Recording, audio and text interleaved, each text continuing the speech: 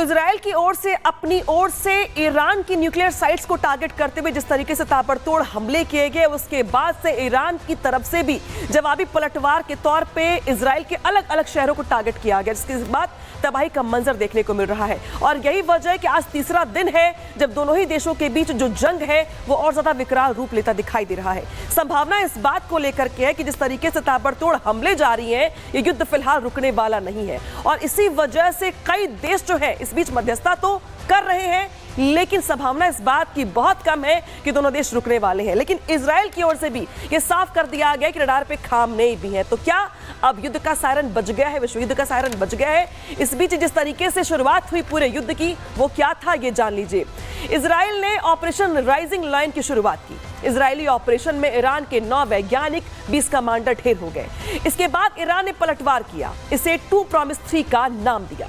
Israel पे 150 ballistic मिसाइलों से ताबड़तोड़ हमले किए गए तो ट्रंप की वार्निंग सामने आई और यह कहा गया कि ईरान परमाणु समझौता करे वरना बड़ा हमला होगा। ईरान ने इजराइल के 3 F-35 विमान गिराने का दावा किया। उधर इजराइल में अगर बात की जाए तो यहां पे भी नुकसान हुआ, 11 लोगों की मौत हो गई है, 7 से ज्यादा सैनिक जो है घायल बताए जा रहे हैं, 300 लोगों के घायल होने की भी खबर है। ईरान और अमेरिका के बीच शनिवार को न्यूक्लियर वार्ता रद्द हो गई, तनाव इतना ज्यादा बढ़ गया। तो जरा सोचिए कि किस तरीके से यहाँ पर जो है मध्यस्थता के बावजूद जो बातचीत रही वो असफल रही और इसी वजह से हर बढ़ते दिन के साथ तनाव ज्यादा और तेज हो रहा है। तस्वीरें बयां कर रही हैं कि तबाही का जो मंजर है वो ईरान में भी है, इजराइल में भी है, लेकिन कुछ तस्वीरें इतनी खास है जो देखना आपके लिए भी बहुत जरूरी है। ये देखिए, यहाँ पे जिस तरीके से इजराइल की ओर से हमला किया गया, मिसाइल लॉन्चर पॉइंट को तबाह कर दिया गया ईरान के। इजराइल की ओर से रणनीति के साथ यहाँ पे हमले किए गए हैं। पश्चिमी ईरान में हमला किया गया, जो मिसाइल भंडार था ईरान का वहां पे टारगेट करके हमला किया गया। इसके अलावा जो मिसाइल फैसिलिटी सेंटर था, मिसाइल लॉन्चर पॉइंट, इसे भी यहाँ पे तबाह कर दिया गया। अब जरा अगली तस्वीर देख लीजिए आप। ये तेहरान है, ईरान की राजधानी तेहरान, जहाँ पे ऑयल डिपो जो कि ईरान के लिए एक तरीके से बहुत बड़ा इनकम का सोर्स भी है, साथ ही दुनिया भर के लिए बड़ा एक्सपोर्टर भी, वहां पर इजराइल की ओर से ताबड़तोड़ अटैक किए गए। तेहरान के ऑयल डिपो पर इजराइल की ओर से हमला किया गया। देख पा रहे हैं कि जहां पे आग का गोला बनता दिखाई दे रहा है, पूरा का पूरा इलाका सिर्फ और सिर्फ आग ही आग और ये बर्बादी का मंजर दिखा रहे हैं आपको ईरान के भीतर से। अब बात करने के लिए तस्वीर की, जहां पे ऑयल डिपो बना है आग का गोला, ये जो गोल घेरा देख रहे हैं आप, ये दरअसल ये जो आग का गोला है बता रहा है कि किस तरीके से इजराइल के हमले में ईरान के तमाम ऑयल डिपो में यहाँ पर तबाही ही तबाही दिखाई दे रही है। और यही वजह कि ये माना जा रहा है कि इजराइल की ओर से बड़ी रणनीति के साथ, फुल प्रूफ प्लानिंग के साथ ये हमले किए गए हैं, जिसमें ईरान के ऑयल रिफाइनरीज को, भंडारण को और तमाम इलाकों को यहां पर टारगेट किया गया। तो क्या अब जिस तरीके से हमले हो रहे हैं, ये हमले क्या अगले फेज में पहुंचने वाले हैं? क्योंकि बातचीत का दौर तो कई बार चला लेकिन बातचीत असफल रही और इसी वजह से तेहरान टू बुशहर जंगी फायर देखने को मिल रहा है। ईरान और इजराइल के बीच जंग तेज हो गई है। शनिवार की रात भी दोनों ओर से वार पलटवार का दौर चला। इजराइल ने तेहरान के साथ साथ बुशहर पे भी अटैक किया। बुशहर को जानते ही हैं आप, जो यहाँ पे ईरान के कई बड़े शहरों में से एक है और कई मायनों में ईरान के लिए महत्वपूर्ण भी है। इसके अलावा तेहरान में मौजूद रक्षा मंत्रालय को भी टारगेट किया गया। तेहरान के साथ साथ बुशहर में ऑयल डिपो को तबाह किया गया, साथ ही गैस रिफाइनरी समेत 150 ठिकानों पर एक के बाद एक हमले किए गए। 3 दिन के अटैक में करीब 138 ईरानी मारे गए हैं और अब तक 9 न्यूक्लियर साइंटिस्ट भी मारे गए हैं। इसी के साथ साथ 20 से ज्यादा ईरानी कमांडर्स भी हमले में ढेर हो गए हैं। इजरायली हमले में घायलों की संख्या 350 से ज्यादा बताई जा रही है। तेहरान समेत 7 राज्यों में एयर डिफेंस सिस्टम को एक्टिवेट कर दिया गया है, क्योंकि यहाँ पर खतरा दिन पर दिन बढ़ता ही जा रहा है। अब दोनों ही हमलों में फर्क है। फर्क क्या है, जरा ये भी जान लीजिए।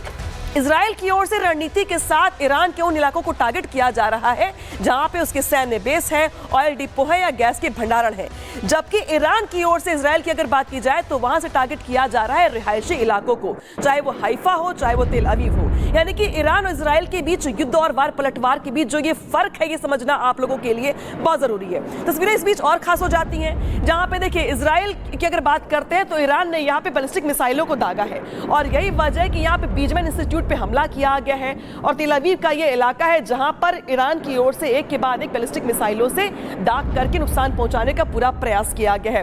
अब जो अगली तस्वीर है जरा वो भी जान लीजिए। अगली तस्वीर है तेल अवीव की, जहां पे ईरान की ओर से हमले किए गए हैं। यहाँ पे भी देखिए किस तरीके से आपको आग का गोला दिखाई दे रहा है। ये तेल अवीव है जो कि अपने आप में इजराइल के लिए सबसे बड़ा सेंटर माना जाता है। बड़े बड़े मल्टी स्टोर्स बिल्डिंग, बड़ी बड़ी ऑफिस के हेड ऑफिस यहाँ पर एक तरीके से बिजनेस हब है इजराइल का, जहां पे बैलिस्टिक मिसाइलों के जरिए ईरान की ओर से ताबड़तोड़ हमले किए गए हैं। तो ये तस्वीरें जो है बताने के लिए काफी कि अगर हमले नहीं रुके तो हालात क्या होने वाले समझना मुश्किल है। अब इस बीच रेस्क्यू ऑपरेशन तेज कर दिया गया है। मलबे में जो घायल जो फंसे हुए थे उन्हें बाहर निकाला जा रहा है। बर्बादी का मंजर देख पा रहे होंगे जहां पे तेल अवीव में आप जो सुरक्षा बल है उनकी ओर से ढूंढ करके जो लोग अंदर फंसे हुए हैं, घायल है, उन्हें बाहर निकाला जा रहा है।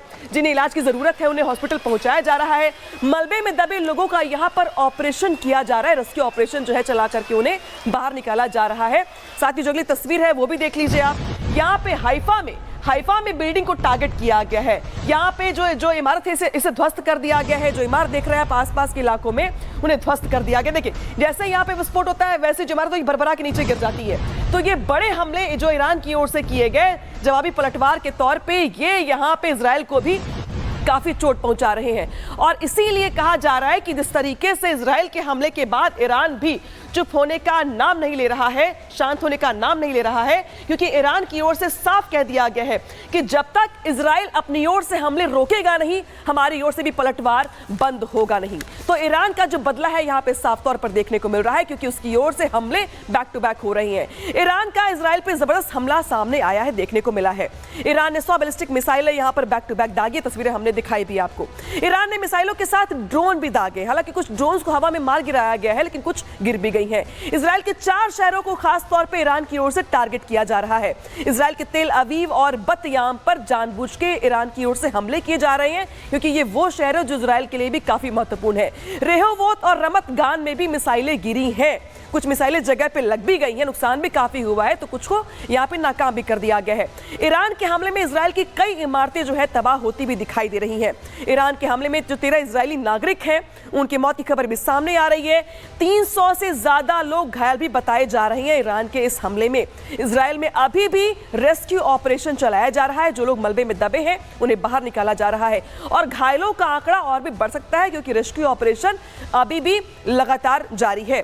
तो इजराइल में भी नुकसान काफी ज्यादा पहुंचा है, लेकिन आंकड़े ईरान के ज्यादा दिखाई दे रहे हैं, क्योंकि ईरान के टॉप 20 कमांडर्स के साथ साथ साइंटिस्ट भी मारे गए हैं, जबकि इजराइल में जो संख्या है मौतों की वो ईरान के मुकाबले थोड़ी कम है। अब जरा देखिए कि किस तरीके से जो तस्वीरें दिखा रहे हैं आपको, अंतर क्या है दोनों के ही हमलों में। ये देखिए यहाँ पे टारगेट क्या है, इजरायली सेना जो है वो सेना से लड़ रही है, ईरान में जो सैन्य बेस थे उसको टारगेट कर रही है, लेकिन ईरान आम लोगों को टारगेट कर रहा है। तस्वीरें दिखा भी रहे, देखिए ईरान का जो टारगेट है ये आम लोग है। इस बुजुर्ग महिला को देखिए आप, इस शख्स को देखिए आप, ये टारगेट्स है ईरान के जिसमें इजराइल के लोग मारे जा रहे हैं। तो भाई बात करें इजराइल की, तो इजराइल की ओर से ईरान के जो सैन्य अधिकारी है, जो सैन्य बेस है, ऑयल रिफाइनरीज है, उनको टारगेट किया जा रहा है। तो ये फर्क है दोनों के ही हमलों में, और इसी वजह से जो दुनिया है वो दो धड़ों में बंटी भी दिखाई दे रही है। कुछ लोगों ने, कुछ देशों ने ये माना है कि जो इजराइल की ओर से किया गया वो जायज था। कुछ लोग ये भी कह रहे हैं कि ईरान की ओर से पलटवार भी यहाँ पर जायज है। अब देखिए जिस तरीके से ईरान ने अपना सबसे एडवांस हथियार निकाल लिया है इस पूरे तनाव के बीच में, ये भी खतरे की घंटी है। इजराइल पर एडवांस बैलिस्टिक मिसाइलें यहाँ पे दागी जा रही हैं और चेतावनी दी गई कि आगे भी दागी जाएंगी। ईरान ने पहली बार इसका इस्तेमाल किया है इजराइल के खिलाफ। ईरान के इस मिसाइल का नाम है Haj Qasem. Haj Qasem solid fuel guided missile है, जो कि नुकसान पहुंचाने के लिए काफी है। इस मिसाइल की मारक क्षमता 1200 किलोमीटर की है, यानी डिस्टेंस ये कवर कर सकती है 1200 किलोमीटर। इस मिसाइल में एक वॉरहेड सिस्टम लगा हुआ है। ये मिसाइल हाइपरसोनिक स्पीड से चलती है, स्पीड काफी ज्यादा है इसकी। मिसाइल की स्पीड 14,800 किलोमीटर प्रति घंटे की रफ्तार है और ये किसी भी एयर डिफेंस को भेदने में सक्षम है। इजराइल के हाइफा शहर में ये मिसाइलें गिरी थी, जिसके बाद तबाही कैसी हुई हमने तस्वीरें दिखाई आपको। तो देखिए यहाँ पे ईरान की ओर से जिस तरीके से उसकी जो हाईटेक मिसाइलें हैं वो यहाँ पे इजराइल के खिलाफ इस्तेमाल की जा रही हैं, जिसका नाम हज कासिम है, और जो क्षमता है इसकी वो भी हमने समझाया आपको। यानी कि ईरान की ओर से भी पलटवार थमने का नाम नहीं ले रहा है, और इसीलिए कहा जा रहा है कि भाई ये युद्ध जाकर थमेगा कहाँ, रुकेगा कहाँ, कह पाना मुश्किल है। ईरानी सेना पर वार हुआ तो नागरिकों पर भी पलटवार हुआ। अब देखिए जरा किस तरीके से युद्ध आगे बढ़ रहा है। यहाँ पे जो ठिकाने हैं, परमाणु ठिकाने, वहां पे इजराइल की ओर से हमला किया गया, लेकिन ईरान की ओर से तेल अवीव को टारगेट किया गया। इसी के साथ साथ इजराइल की ओर से जो साइंटिस्ट थे परमाणु वाले, जो उसमें काम